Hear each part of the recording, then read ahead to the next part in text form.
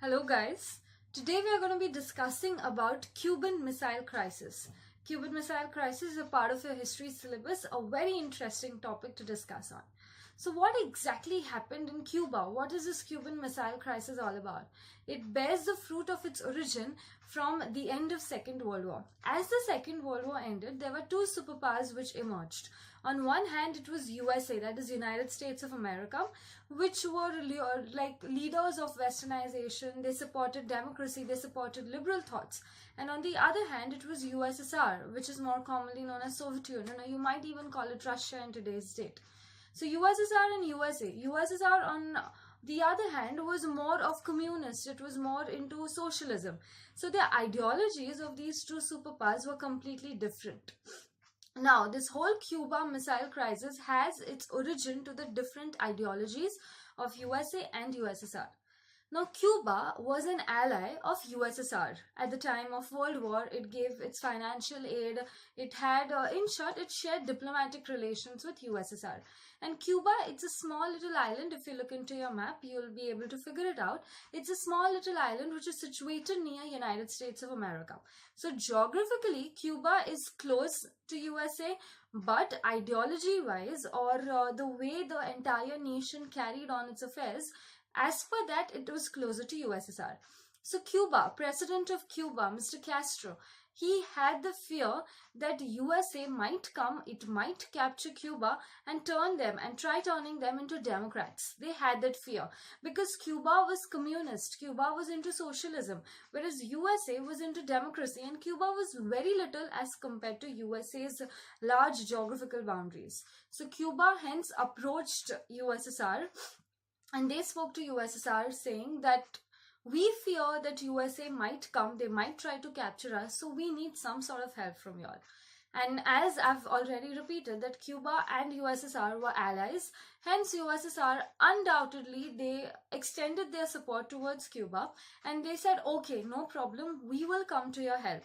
And what did exactly USSR do? At that time, their head, their chief was Nikita Khrushchev.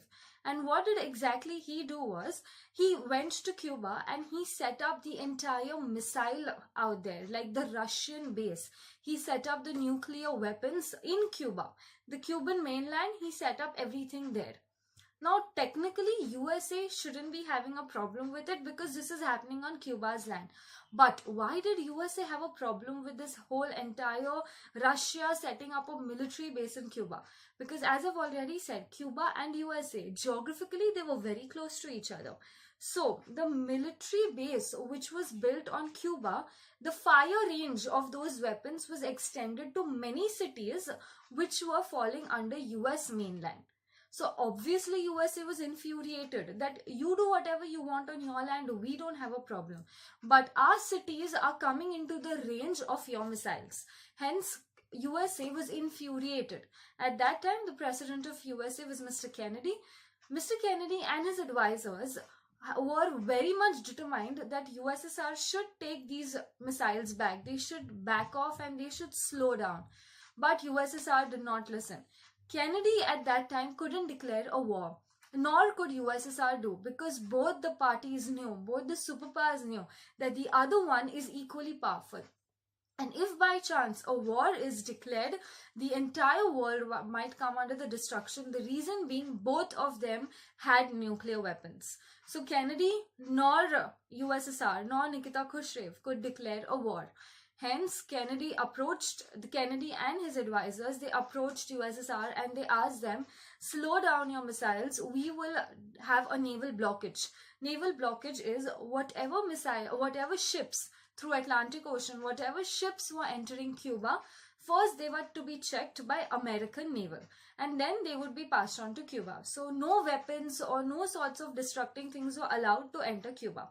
That's how USA showed the seriousness that we are serious about this and we do not want you to build a military base on Cuba land. That's how USA tried to pressurize USSR. USSR at that time had no other option but to come on confrontation ground with USM. So one day when USA promised that we promise you we will not interfere with Cuban affairs, we will not try to capture Cuba, we will not try to convert them into Democrats, we will not try to change their ideology, but you cannot build your military base, your missiles on Cuban land. When USA promised that the non-interference promise, I would say, immediately USSR slowed down their ships and they backed off. They took over all the missiles which were built on Cuban land, and at the same time, whichever ships were going on the way, it backed off, it slowed down. And that's how this entire Cuban Missile Crisis came to an end.